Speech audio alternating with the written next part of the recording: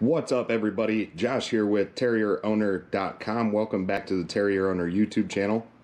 Today we've got Luna out and about to make a quick video for you guys. And today's video, guys, is all about what you can expect with a female Jack Russell Terrier that is not fixed. Their heat cycles, what you need to do to prepare, how it works, and basically just, what you can expect overall. Guys, Terrier Owner YouTube channel is specifically designed for new Terrier owners, specifically Jack Russell Terrier owners. If this is you and you need this helpful content to help you through the process of training, raising, and building a bond with your new dog, be sure to subscribe to that channel down below so that you can watch all of our new content every Tuesday and Thursday when it comes out. For now, guys, let's go ahead and start diving into these heat cycles with these female Jack Russells and everything you can do to be ready for it. Luna, say hi to everybody. So we're glad you're back on the channel today. Man, she's excited today. Let's see if I can get her off me so I can actually get some decent footage here. Alright guys, I want to start diving into these heat cycles with these female Jack Russells. What you can expect with it, what you need to do, and how you can prepare. So the first question that typically comes up that everybody wants to know about is how long does this heat cycle last with one of these female Jack Russell Terriers? And the best answer for the way that you're asking it is roughly 20 days, 21 days.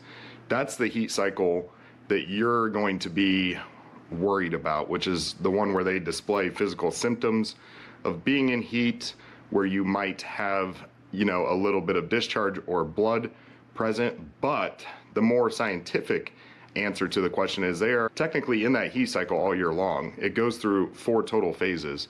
So the first phase, it lasts about 7 to 10 days when it begins, which is the heat cycle that we're concerned with. Same thing with the second phase, which lasts another 8 to 10 days, which gives you that about 21-day range-ish. It could vary depending on each individual dog. But after that is over, you still have phase 3 and 4. Phase 3 is about another 60 days, and phase 4 can last up to 100 days. So if you have not gotten your female Jack Russell fixed, they're technically in this never-ending cycle 365 days a year. But as far as that cycle that you're concerned about, which any dog owner with a female dog that's not fixed would be concerned about, so it's understandable, you're looking at that 20-day range, which, something to keep in mind is that's going to happen twice per year usually. So even once you get through the first one, you're looking at another heat cycle that is going to physically impact them more a second time in the same year. Right, Luna? Is that how it works? Maybe you should be the one talking for this video, huh? I think you could probably explain it a little bit better. I think you know what's up. You don't? Okay. Okay, guys, so the next question that I see pretty frequently about these heat cycles is, when do they begin? Is this immediate after you adopt them, or does it take a while to kick in? And it happens pretty quick.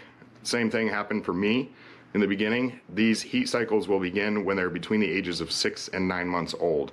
So if you adopt them at 8 weeks, just doing the math, you're at roughly that 2-month mark. And 8 weeks is a pretty common age to adopt, don't even know what that word is, to adopt a Jack Russell Terrier. So you've got a few months before it starts, and then it's going to kick in. You just trying to show off, or what are you doing? What are you doing? I'm telling you, man, these dogs are pretty awesome. Get off the camera. Okay, guys, next question I want to cover is, what can you expect with the bleeding? Luna, would you like to chime in on this one? Yeah, I didn't think you would.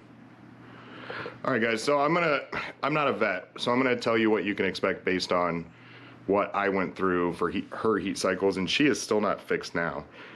I just haven't had a reason that I need to get her fixed yet, so I haven't. But when she had her first, and she's had several of them now, it wasn't really noticeable at first, but then it did become noticeable. And as far as, discussing the gross part of it, like the bleeding or any kind of discharge like that from the dog itself, I noticed because it would be where she would sleep on her dog bed in her kennel. And she's got a spot where she always lays on the back porch when she's just like sunbathing and hanging out. And that's when I noticed it. So, you know, I don't really know from their behavior when they're going to enter that cycle, but that is how I realized that she was in it, which got me inquiring more about the topic, obviously. But that's what you can expect. There probably is going to be some kind of discharge like that. So you are going to want to protect your, you know, furnishings. You wouldn't want them, I mean, look at this couch right here. I mean, it's like a cream white color. Not a good idea for them to just be lounging on a couch like that when they're in that cycle. But you're also limited on what you can do. So if you're not going to get them fixed, I mean, if they're allowed to roam the house, besides putting a diaper on them, I mean, what are you going to do? You got to prepare a little bit, try and keep them off of, you know, the furniture or carpet that you don't want that on. What I did, so we have a gate that is in a back room of ours, which is on hardwood floors. Obviously, it's still gross if it's on a hardwood floor, but it's also one Swiffer pad away from being cleaned up. So unfortunately for that 21 days, she didn't have as much freedom as she would have throughout the other times of the year. Did you, Luna? She's literally just staying like this because she wants to. I'm not holding on to her at all. She's just being kind of funky today. But that is one solution. Get a dog gate that's tall enough for them not to jump over, and keep them in a different area of the house where you can control where a mess would potentially happen. Is that a good way to word that? Okay, guys, the next and the last thing to talk about when it comes to the heat cycles with these guys is, can you expect anything different with their behavior? Do you get a little bit moody? Yeah, maybe. Can you expect anything different with their behavior while they're on this heat cycle? And the answer is yes and no. If I wouldn't have known that she was on the heat cycle, it would have been very hard for me to distinguish a behavior difference. But once I realized she was on it, it's almost like I was more aware to look or understand, you know, what she was going through, and I could notice it. So the things that I noticed were, A, she was a little bit more nippy towards the big yellow lab that I have. She didn't attack him by any means, but she didn't want to play in the same fashion. So when he would come up and do their typical thing where they wrestle around, she got more just kind of chompy at him, but not in a way that it would have hurt him. But you could tell that she was irritable, and she was a lot lazier. So, I mean, it makes sense. They're going through something physically. She was more exhausted. She wanted to lounge and be calm compared to her hyper behavior, which she might not be displaying right now that she's a super hyper dog, but that is what I noticed. Is this what you're going to notice? Probably not, and I'll look like an idiot. Every dog's going to be different on how they handle it. Every dog is socialized differently, so you might have a dog that's just irritable already, or you might have a dog that's super calm already, so it's going to be way harder to notice. But that is what I noticed. She's typically very outgoing, hyper, running around, nagging the other dog, that kind of behavior. It just changed a little bit for that 21 days, and then she's back to herself now, even though she's, I don't know what you're doing today, man. You're just kind of being funky. Do you want something? Do you need something from me? Just tell me. What is it? A belly rub? Okay, we can do that. Okay, guys, and then the last thing to touch on before sending you on your way is the obvious answer to how do you fix this? Well, no pun intended, you get them fixed. That fixes that heat cycle. They don't do it in the same fashion after they're fixed.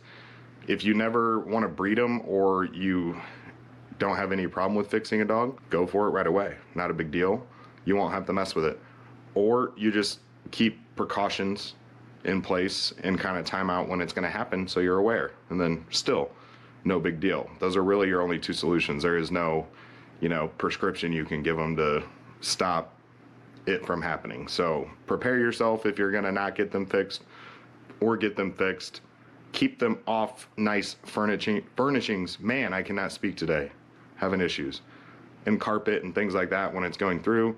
Have some compassion for them whenever it's taking place. They, you know, just because they're a dog doesn't mean that they aren't going through something physically. So if they're a little bit calmer, more irritable, understand where they're coming from, you know, tailor to their needs, and just provide the best care you can for them. Okay guys, as always, Luna and I appreciate you greatly for coming by the channel. We appreciate all of you, and never forget to visit terrierowner.com. That's TERRIER owner.com for other helpful blogs and resources on these topics. I will link my blog post in the description below about this specific topic for you in case you feel like reading more about it. Otherwise, we will see you in the next video. Thank you for stopping by. Stay safe, take care, and we will see you soon. Say bye, Luna. Or don't. Can you wave? Bye, guys. I'm gonna eat his hand.